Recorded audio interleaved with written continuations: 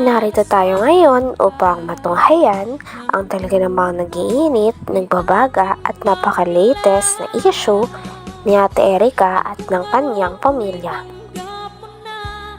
Sa pagpapatuloy ng ating istorya, ini-interview pa rin ni Kalingap Val Santos Matubang si Lolo Miguel at tinanong nito kung ano daw ang sinabi ni Kuya Ruel sa kanya.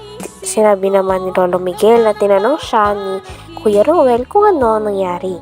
At sinabi naman ni Lolo Miguel na iniwan nga sila ni Ate Erica at hindi na rin sila nakakatanggap ng tulong. Kaya naman nalaman na rin ito ni Kalingap Val at pinuntahan sila sa kanilang bahay. Ikaw na scout mo daw ako, ganyan. At nagpag-usapan namin. Sabi ko, tiyo mo eh. Anong pinag-usapan niyo ni Ruel tayo? Ayun lang po mga ano mga tungkol sa kuwan. Natanong lang yung kala Erica kung ano nagagalo. Sabi ko, sinabi ko sa kanila, iniwan kami at ganyan nagkakwarta nga sila. Kaya manaki, hindi naghahangad ng kwarta nila. Oo. Kanila yun. Tama yun. Ako, alam niyo po mga kalingap, tulad ni tatay, no, di man pira hinahangad nila. Ang gusto nila po ay maging maganda yung relasyon bilang maglulo, apo at saka lulo. Maayos yung relasyon, di man yung dahil sa pera. Ito walang pera, ito walang problema kay tatay. Sanay man ito sa hirap. Sanay sa hirap ito eh. May okay magsabi na ang habol ay pera. Hindi totoo yan. Yan nga pong pera nga yung nangyari kay Rob, yung pinag-awayan namin na binigay ni, kumbaga sa vlog ni Rob na nakakunta sa ni Jenny. Yun na nga po ang pagsimulan namin. Doon na sila nagalit.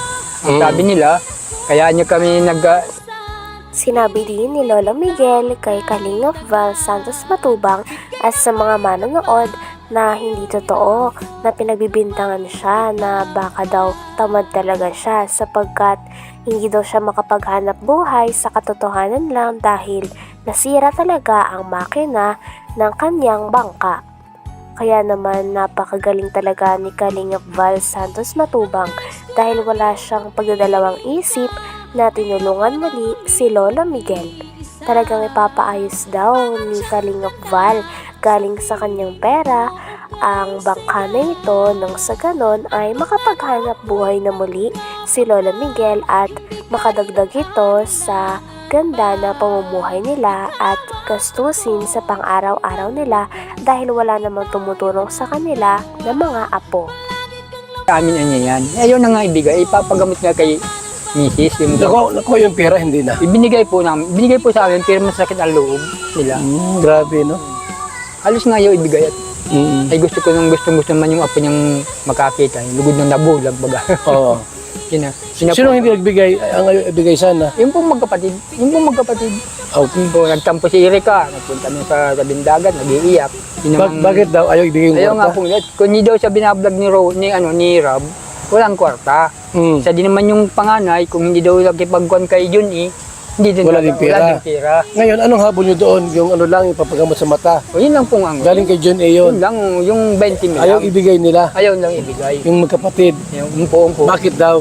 Ay sa kanila daw po yun, at kung hindi nga daw po nag-vlog siya ni Rob, ay di wala nga pera. Ayaw nilang gumaling yung lula nila? Ayaw nga po. Kaya sabi ko baga po doon, kung ganyan lang din ang gawa ninyo, di ang kanya-kanya na tayo. Ang sama ng ugali, ng magkapatid. Alam na anakin na. Sabi ni Rob, itong 20 mil. Sinabi pa dito ni Kalingap Val Santos Matubang na ang mga binibigay daw ng Kalingap ay never daw yan binabawi. Dahil once na nagbigay ka sa isang tao ng tulong, ay dapat sigurado ka at wala nang bawian. Dahil umaasa din ng mga tao dito. Hinalimbawa pa nga ni Kalingap Val na paano kung nagbigay ka ng isang ice cream at gusto mong bawiin.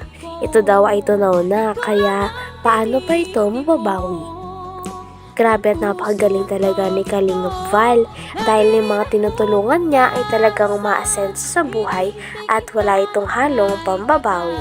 Dahil ang nais nila ay matulungan ang mga tao nangangailangan at bukal sa kanilang puso ang pagtulong sa bawat tao na kanilang tinutulungan, pinapabahayan at pinibigyan ng mga pagkain at mga gamit. Ang sama ng ugali, ng magkapatid. Alam na anakin na. sabi ni Rob, itong 20 mil, pampa-opera ni Lola. O ito namang iba ay di sa inyo, kung sa eskwela. Ganyan. Ayun, marami pang ibang sinabi sila na si Rob. Ay di, yun ang kinukuha ko lang sa kanila, yung may bigay. Nagtarampo ay, sabi ko, bahala kayo. Yung pera pala ay sila may hawak na. Sila po. Ngayon, yung perang 20 mil para sa Pampa-opera po. pampaopera, ayaw ibigay. Ayaw ibigay. Grabe. Bakit di man sa kanila yung pera? Ewan ko po ng bata niya. Pero binigay din. Binigay po, pero masakit. Masama loob. Yan ang pagsimula namin ng tampuhan. Yung tampuhan, Kaya ko naman, magagawa ko, matampi sila sa akin. Oo naman. Yun ang gusto nila, edi. Hihinuyo baga tayo kung iyaw nila. Kaya nga ni. So, kung may mga problema tayo, dito naman. Dito din ay piniliwanag ni Kalingap Val Santos Matubang na naka-off ang monetization sa kanyang YouTube. Kaya para sa mga tao na nagsasabi na pineperahan niya lang daw at para lang sa views, kaya niya ini-interview si Lolo Miguel, ito daw ay hindi totoo.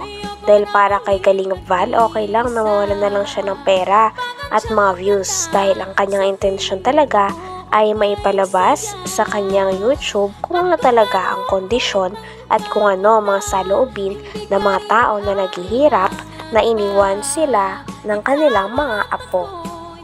Ano yan, uso po yan sa YT. Kahit nga ni na ikaw ay vlogger, wala ka pang 1,000 subscriber, may ads po agad yan. Ilalagay ng YouTube. Gusto kumita sa YouTube. Ako, di bali na, kahit wala akong kita sa YouTube, mahalaga po. Lalabas yung yung totoo. Ang katotohanan. Opo, yun ang habol ko eh. Lalabas yung totohanan. Kung sino po ang nakialam sa pamilyang ito. Tahimik sila pong namumuhay sa lugar na ito.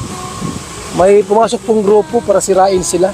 Sa akin. Noon lang po dumating yung mga batang yan, nagkagaligan din yung mga makasarili. Sino tay? Mga batang yan na apo ko. Ngayon makasarili na sila. Dati hindi mo sila gayaan. Ay di po yan, ay magkakorta nga diyan na nangyari. Noong sila may nagkapira na maliit na pira, yung lang, may tama lang pira. Di man nagbago. Ay di po. Kung po yan. Ngayon lang talaga. Ngayon lang malaki na hawak ang pira, yun ha. Kasi baka may sumusulsul Yun nga po. Pagka siguro May sumusulsul. meron silang kakutsaba na kung ano. Paniliwanag pa ni Lolo Miguel na mayroon talagang kakonsyaba sila Ate Erika at ang kanyang ate na si Sheila May. Kaya naman ganyan daw ang nangyari. May mga tao din kasi na sumusulsol talaga sa dalawa. At may mga tao din na kumakampi kahit alam din nila na mali ang ginagawa ni Ate Erika at ni Ate Sheila May na pagkalimot sa pamilya na talaga nag-aruga, nagpaaral at nagpalaki na sa dalawa. Hindi na nga hangad ni Lolo Miguel ang pera dahil wala na daw siyang paki dito. Ngunit ang ayaw niya lang daw talaga ay yung pagbabaliwala ng mga tao at kawalan nito ng utang na loob sa mga tao na nagpalaki sa kanila dahil hindi nila nilerespeto at nilalapastangan nila ang mga ito sa pamagitan ng pagsasabi ng masasamang salita. Nagbago. Ay di po. Kung po yan. Ngayon lang talaga. Ngayon lang malaki na hawak ang pira, yun ha. Kasi baka may sumusulsul Yun nga po. Pagka siguro May sumusulsul. meron silang kakutsaba na kung ano. Yun ha. Kaya nagayon sila. Opo. Na ayaw mabulgar na kung naghahati-hati siya kung paano. Kaya nga ni. Laban lang tay. Ayan naman si Lord handang tumulong sa atin. Basta ako tay, andito ako sa likod ninyo. Binablog kita para malaman nila ang katotohanan. Pero naka-off yung monetization ko. Kaya kung isipin nyo na, si Kuya Bal, hindi po, ang dami ko pwedeng i-vlog. Pagkatanim, i-vlog ko yan, pwede yun. Pero gusto ko po malaman natin. At siyempre po, unang-una po, yung tulong natin sa kanila. Aping-api sila ay. Aping-api talaga sila. Grabe pagka bumanat yung kabila, mayroong yung pangungutya. Walang galang sa'yo, tay. Wala po, walang galang. Walang galang sa'yo. Yung e-lovers, hindi ka ginagalang. Ay di, mga lapastangan lang mga hiwikas. Hanggang dito na lamang muna ang talaga namang nagtitrending, nagbabaga at napakainit na issue ni Ate Erika. Maraming salamat sa inyong panonood. Hanggang sa muli. Bye!